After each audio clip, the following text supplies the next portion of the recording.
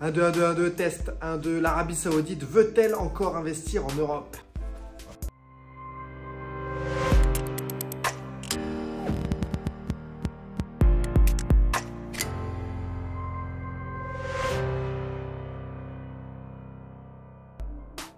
L'Arabie Saoudite a-t-elle toujours envie d'investir en Europe, en France et pourquoi pas à l'OM? C'est une question qui est énormément revenue après les investissements massifs dans le championnat saoudien, Russian Pro League. Vous avez été nombreux à m'envoyer cette question en DM, en privé, que ce soit sur Insta, Twitter, Facebook ou ailleurs, les amis, les passionnés. Bien entendu, j'ai pris ça en compte. Vous étiez aussi très nombreux dans le Dash Foot dans la room à vous poser ce type de questions. Alors aujourd'hui, on y répond.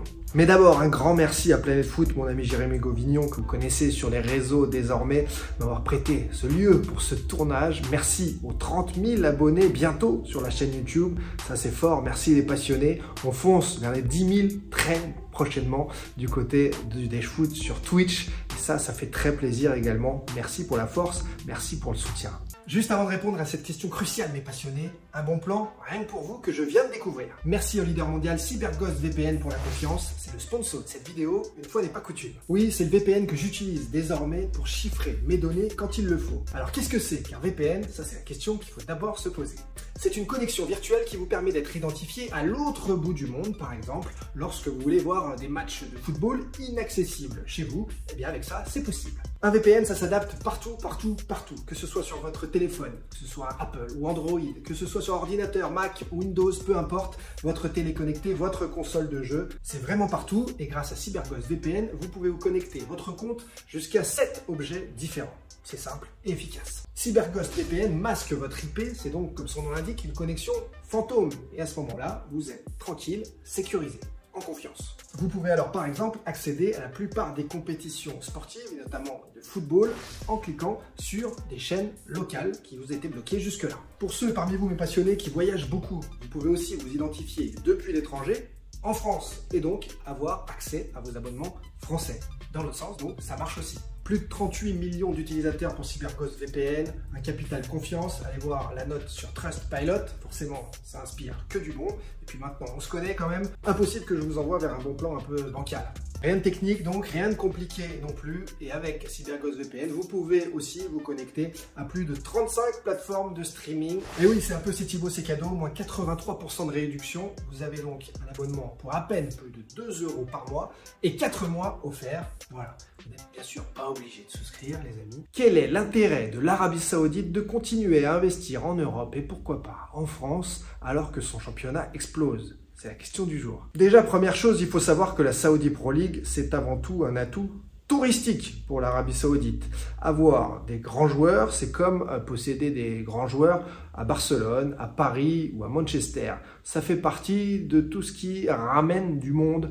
Les tours opérateurs adorent désormais caser des places de foot dans leurs tours des monuments historiques. Vous avez compris. Avec autant de stars, à Jeddah, à Riyad et ailleurs, ça y est, ces destinations deviennent aussi des destinations touristiques pour les fans de sport et ils sont très nombreux désormais dans le monde entier. Donc l'Arabie Saoudite qui s'arrêterait à juste faire grossir son championnat pour un attrait touristique, ce serait voir le petit bout de la lorgnette, tout simplement. Les Saoudiens ne s'arrêteront pas là, pas du tout. Renseignez-vous un petit peu plus. Regardez Vision 2030, des millions et des millions d'euros investis depuis des années dans le lobbying pour foncer vers ce projet Vision 2030. Cette année 2030 où l'Arabie Saoudite devrait aussi recevoir l'exposition universelle, c'est colossal. 2034, certainement la Coupe du Monde de football.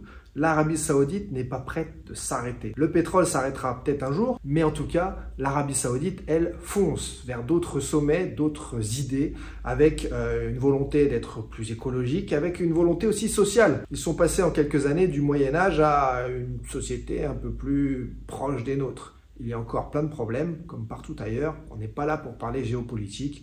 Il y a de vrais problèmes en Arabie Saoudite, comme dans d'autres pays. Mais aujourd'hui, l'Arabie Saoudite, c'est le présent, c'est le futur. Alors, quel serait leur intérêt de s'arrêter là? L'Arabie Saoudite a déjà acheté Newcastle, ce club mythique d'Angleterre, les Magpies, St. James Park. Ils l'ont acheté après plus de 44 mois de hauts et de bas médiatiques, de soucis avant d'officialiser. Et puis, maintenant que c'est fait, c'est une réussite totale, à tel point que 1 an et demi après cet achat, le club retrouve déjà la Ligue des Champions. C'est colossal, c'est un travail d'orfèvre, parce que ces gens-là sont des hommes d'affaires depuis des années et des années dans les conseils d'administration, Amazon, Apple, Disney.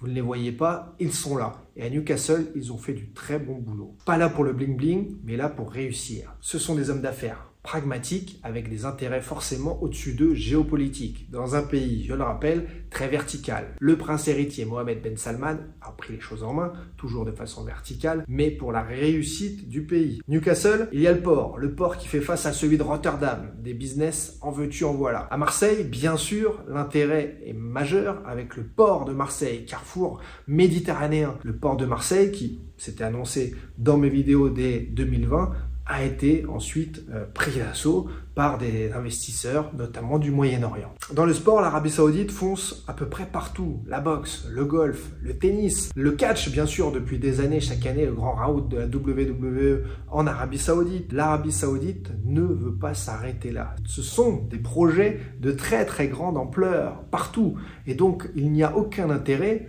à lancer leur championnat et à arrêter d'investir ailleurs. Newcastle est déjà parti donc pour embêter les cadors de Première Ligue, et l'Arabie Saoudite a toujours ses projets d'acheter d'autres clubs, différents continents, pour continuer d'avoir cet empire satellitaire. Ce qui ne veut pas dire qu'il y aura des clubs supérieurs à d'autres dans leur idée. Il y aura des gestions avec des fonds d'investissement, qui peuvent s'apparenter comme privés, mais qui, puisque le pays est vertical, dépendent forcément des choix de MBS, dépendent forcément du fonds souverain, avec ces centaines de milliards d'euros, de dollars ancrés dans ce fonds souverain pour investir dans le monde entier et œuvrer aux intérêts saoudiens. Donc le sport à l'étranger, c'est un levier de soft power, ok, ça c'est bien noté, mais c'est aussi un levier de business, parce que le sport a une médiatisation forte, c'est un zoom, c'est une lumière sur le sport, mais à côté de ça, vous pouvez énormément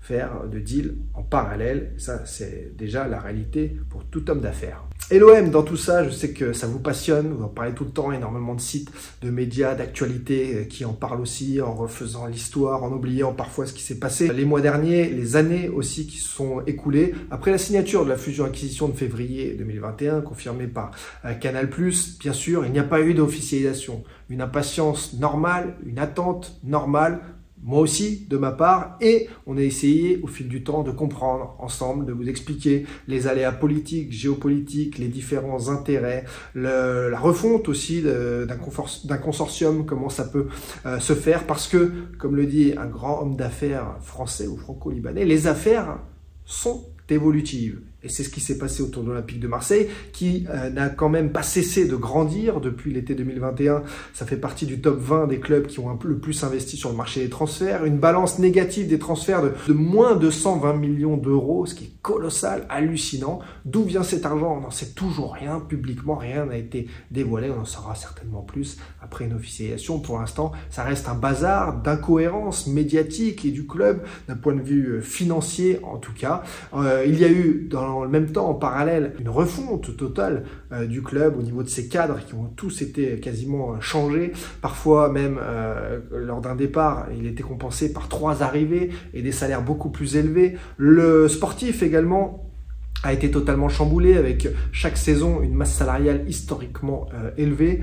Bref, à un moment donné, il faudra des explications un peu plus claires, mais on sait ce qui va arriver de façon inéluctable. En bref, je ne vais pas vous refaire toute l'histoire de l'été, mais la vente OM a continué de faire parler au mois de mai, au mois de juin, juillet, bien sûr. Ensuite, avec le mercato et les vacances médiatiques, ça s'est calmé logiquement comme annoncé. Dès le mois de mai, on a eu un journaliste saoudien du nom de Atef Nahas qui l'a dit avec le hashtag TeamOM, qu'après le succès de Newcastle, d'autres investissements en Espagne, où un prince saoudien possède déjà Almeria, et la France pourrait être sujette à de futurs investissements, comme par hasard, on ne s'y attend pas, surprise. On a eu le droit également à Roland Courbis, bien informé, vous pouvez penser ce que vous voulez de l'ex-entraîneur de l'OM, mais une de ses sources d'ailleurs est venue à ma rencontre cet été, on a discuté, c'était une rencontre chaleureuse. Ce type de sortie médiatique, Roland Courbis d'abord sur RMC en juin, puis ensuite fin août dans Encore ce matin, vous confirme que des choses doivent arriver. Voilà, il y a quelques messages subliminaux, il y a aussi une volonté de ne pas trop en dire, parce que quand on dit quelque chose à ce sujet, bien sûr que le club est obligé de démentir tout ce qui se passe, bien sûr que tout est démenti avant une officialisation, bien sûr que rien n'existe avant une officialisation. Donc aujourd'hui, rien n'existe, mais des choses bizarres se passent dans les coulisses. D'autres choses bizarres d'ailleurs se sont passées, puisque vous savez que ce pays, l'Arabie Saoudite, est très vertical. Alors quand en juillet, monsieur Moed Mahjoub, homme d'affaires saoudien très proche du fonds souverain, très proche du pouvoir, s'est permis de dire sur LinkedIn, le réseau social professionnel le plus sérieux au monde, il s'est permis de dire « l'Arabie Saoudite va racheter l'OM ». Point, barre, clair, net et précis. Et quand il a été contacté en privé, il a confirmé et il a dit qu'il n'était pas là pour dire n'importe quoi et que ça allait arriver. Quand d'autres hommes d'affaires saoudiens ont été contactés pour savoir ce qu'il fallait penser de M. Moed Mahjoub, ils l'ont dit. Si ce monsieur dit ça, il est très bien informé, c'est que c'est la vérité. Voilà, donc là-dessus, ça a pu rassurer beaucoup de Marseillais. Puis il y a eu le mercato, l'élimination de la course à la Ligue des Champions, les aléas sportifs qui font que ça chamboule tout. On a la mémoire courte, une info en balaye une autre. Le circuit, le cercle médiatique, le tourbillon médiatique actuel fait qu'on passe très vite à autre chose et on est un petit peu tous perdus au milieu de ça. La réalité, c'est qu'il y aura un petit effet de surprise, comme avec Newcastle. Du jour au lendemain, il faudra que ça devienne officiel et ça tombera parce que c'est juste le cours des choses, tout simplement, à l'Olympique de Marseille, parce que ça aidera la Ligue 1 à se relever, parce que le milliard de droits télé devrait être absolument visé, selon Vincent Labrune. Pour l'instant, ça paraît très loin, parce que la France, le foot français en a besoin, surtout aussi à l'indice, avec cet indice UEFA catastrophique en ce moment. À noter aussi pour les plus curieux, ceux qui observent tout ce qui se passe autour de l'Olympique de Marseille, que depuis octobre-novembre 2022, vous avez vu l'avènement de CMA-CGM, la création médiatique d'un homme, Rodolphe Saadé, qui est devenu surpuissant, présenté un petit peu partout, ensuite avec une montée en puissance depuis janvier 2023 dans les médias les plus vus, les plus lus. Rodolphe Saadé est devenu désormais, ça y est, ancré, un personnage public. Très tôt, en novembre, il a été annoncé, ce sponsoring maillot, alors que jamais ce type d'annonce ne se fait avant une fin de saison. On nous dit aussi, ça corrobore, ça correspond à la nébuleuse actuelle marseillaise, avec cette tête, cette entité marseillaise positionnée dans le Delaware aux États-Unis. Eh bien, on nous dit que c'est top secret, que le deal maillot de l'OM ne sera pas révélé. C'est assez unique, même pour les plus grands clubs. Les deals maillots sont estimables et estimés.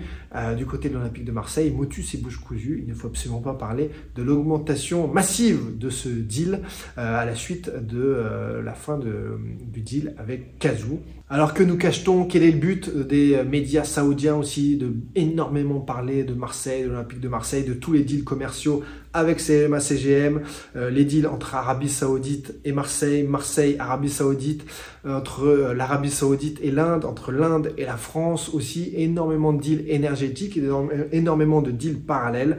Le sportif est tout rikiki au milieu de tout ça, vous le savez, et des intérêts géopolitiques.